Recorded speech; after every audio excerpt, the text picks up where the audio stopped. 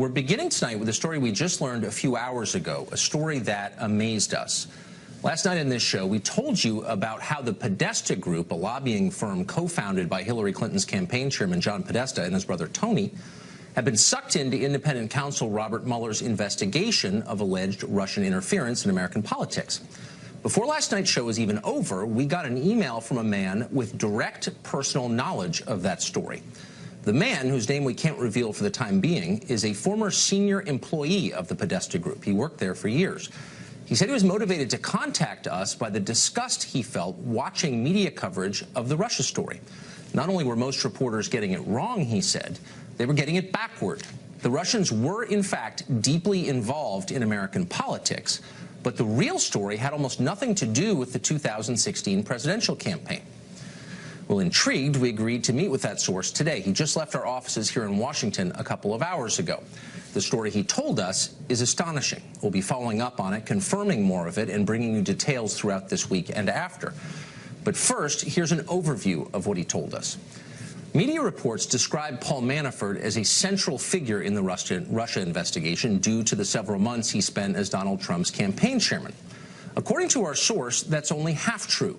Manafort is indeed at the center of this investigation, but not because of his ties to Trump. In fact, Paul Manafort spent years working with the Podesta Group on behalf of Russian government interests.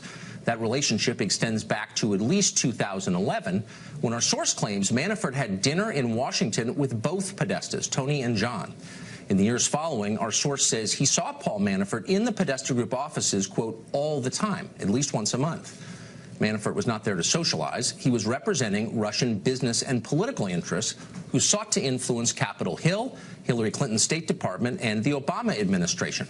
Our source describes Manafort bringing what he called a parade of Russian oligarchs up to the Congress, where they met with members and their staffs.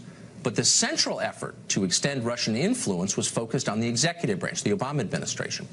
The vehicle through which Paul Manafort worked for the Russians was a shell group called the European Center for a Modern Ukraine.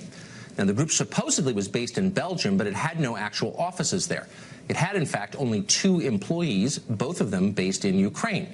Their telephone number in Brussels rang in Kiev. It was a sham. Yet it did have a presence here in Washington. The European Center for a Modern Ukraine was a major client of the Podesta Group. Now, why did the Russians choose the Podesta Group? Well, because both Podestas were close to the Clintons, and Hillary was then Secretary of State. She could get things done for the Podesta's Russian clients. It was influence peddling, the most obvious kind. For example, our source says that at John Podesta's recommendation, his brother Tony hired a man named David Adams. Now, before joining the Podesta Group, Adams worked at the State Department as Assistant Secretary of State for Legislative Affairs. He was also Chief Legislative Advisor to Hillary Clinton.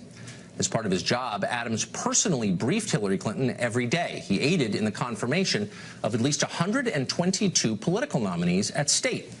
By hiring him in 2013, our source says, the Podesta Group got a direct liaison between their offices, and by extension their Russian clients, and Hillary's State Department. Sometimes, our source said, ties between the Podesta Group and the Clintons were explicit. Tony Podesta spoke regularly to Hillary Clinton while she ran the State Department. Our source remembers Podesta's assistant announcing that, quote, Secretary Clinton is on the line.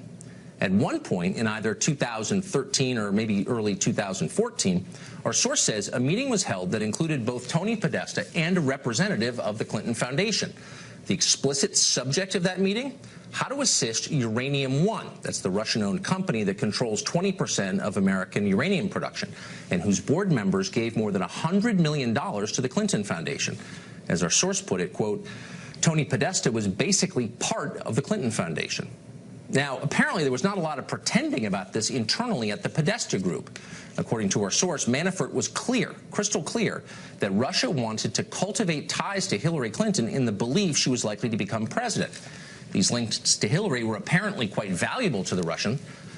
Our source believes that the Russian money Manafort funneled to the Podesta Group greatly exceeds the roughly $1 million they were officially paid. That's what he said. Some of these payments, he indicated, could be hidden kickbacks that would be hard for investigators to trace. Our source described the Podesta Group's books as, quote, a treasure trove and highly secret. He told us the Podesta Group had no board overseeing it and that all financial decisions internally were made by Tony Podesta personally. The group's employees, he said, included a person whose only official job was managing Tony Podesta's art collection. It would be obviously pretty easy for an organization like that to conceal financial transactions. Now, the source we spoke to has been interviewed extensively by Robert Mueller's independent investigators. In press accounts, Mueller's investigation is still framed as a hunt for collusion between Donald Trump's presidential campaign and the government of Russia. Our source says investigators are, in fact, very interested in Manafort's behavior while he ran the Trump campaign, but otherwise that description is mostly bogus. The investigation has broadened now to determine which people and which organizations in Washington have spent years working secretly as de facto operatives on behalf of Russian government and business interests. The Podesta Group is chief among these. Quote, they are more focused on facilitators of Russian influence in this country, says our source, than they are on election collusion. The Podesta Group, he says, quote, is in their crosshairs. Now, we should note the obvious, which is that many of the lobbying efforts our source described to us today are not yet illegal necessarily, and that tells you a lot about modern American politics. But if true, the story we heard overturns much of what we think we know about Russian attempts to influence American policy. We believe our source is telling the truth. We don't think he has reason to lie to us. The facts we've been able to check have turned out to be accurate. We believe our source has exposed behavior that undermines this country, but that unfortunately is common here in Washington.